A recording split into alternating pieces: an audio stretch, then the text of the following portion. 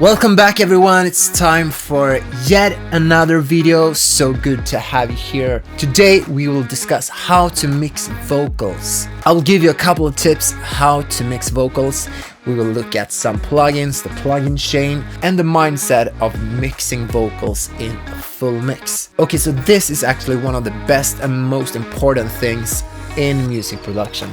It's vocals and how to handle vocals and how to mix vocals. So I really hope that you're ready. Let's go. Some of you guys know that I'm doing a series of 2 videos about vocals. The first one is about how to record vocals, and the second one, which is this video, is all about how to mix vocals. So make sure to check both videos out. I really think that you will get something out of this. Okay, so the first tips is to get the right balance in between the music, you know, the body of the song, and the vocals. So make sure to find the sweet spot in balance when it comes to volume between the music and the vocals. So in the beginning, when I'm just trying to combine the music and the vocals, and if you've found a good balance in between those, I think you're good to go. Yes, it's time for the second point. Okay, so now it's time for me to show you guys step by step my plugin chain for my lead vocals and guide you through step by step, plugin by plugin, what each plugin does, in which order, the signal flow, etc. Okay, so let's jump straight into the session. Okay, so now we're in the session, and as I said, I will guide you through step by step my plugin chain, and we start with filtering. Always, it doesn't matter when, where, how, I always filtering my vocals. You can push the filter harder when it comes to female voices, and male voices you must back off a little. But it doesn't matter, always 99% of the cases I'm filtering the vocals to make sure to get rid of muddiness and, you know, that kind of sounds that really good condenser microphones can pick up even if you can't hear it when you're recording. For example, slamming doors, for example, footsteps, etc. And actually cars and trains out of the studio as well. Okay, so next step is compression. And usually I go for 2 compressors when I'm mixing vocals. The first one just have real aggressive settings, and this compressor just handles the peaks, 1 till 2 dB gain reduction. And the second compressor, this compressor has kind of more gentle settings, but this one has much more gain reduction, so at least 4 or 5 in gain reduction. As you can see, we're building up the compression step by step. The first one just 1 till 2 dB gain reduction, the second one more gentle settings, 5 till 4 dB gain reduction. And after the compression, I usually add distortion. So this is just for getting more punch and body, and, you know, more punch to the vocal. Just add a little, that really helps the low end and the top end, but make sure to really be careful what does this distortion makes to the vocal track.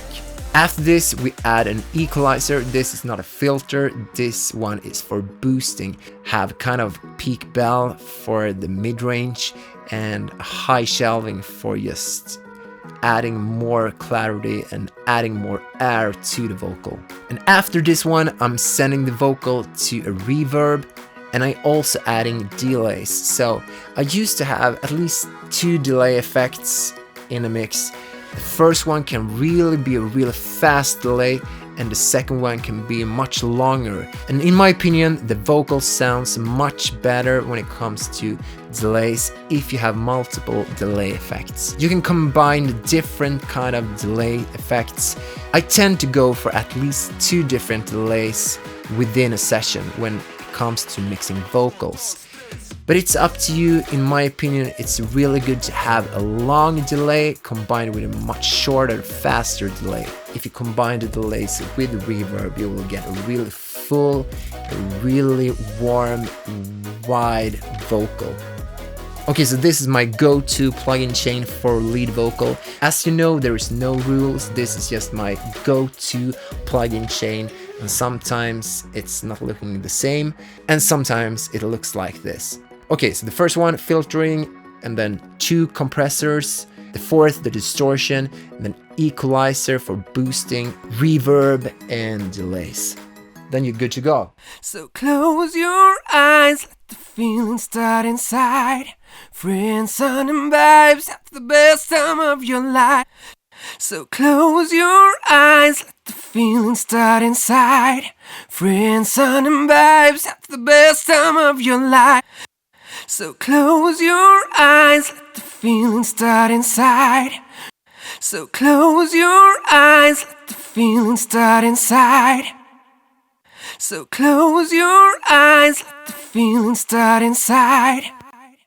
So close your eyes, let the feeling start inside. Friends, sun, and vibes, have the best time of your life. Yes, it's time for the 3rd tips, and that is, does it feel right? It's right. Does it sound right? It's right. So skip all of the rules. So just going for the right feeling, and you know, when you as a producer hear and feel something in the vocals, then you're good to go. And that is what the listener will hear when you're releasing the song, when you're sending the song to Spotify or sending to a friend or something. Don't get stuck in rules for how to mix vocals. Even all of the tips that I gave you about plugins, etc., that is just guidelines and tips. If you want to do something totally crazy, go for it. And as I used to say, and I've said it so many times, use your ears, not your eyes. Use your ears, not just your brain. Use your ears to get, find the right feeling. Okay, so that was everything for today. I really hope that you got something out of this, that you got inspired, that you learned something new, that you got inspired to go out there and produce and mix and just tracking amazing vocals. So I really hope that these 2 videos, that you got something out of this. The first one about recording vocals, and this video about how to mix vocals. So feel free to comment below, share this video with your friends, send me a DM on Instagram. I'll do my very best as usual to answer all of your questions. So, and hopefully we see each other in the next video. Bye.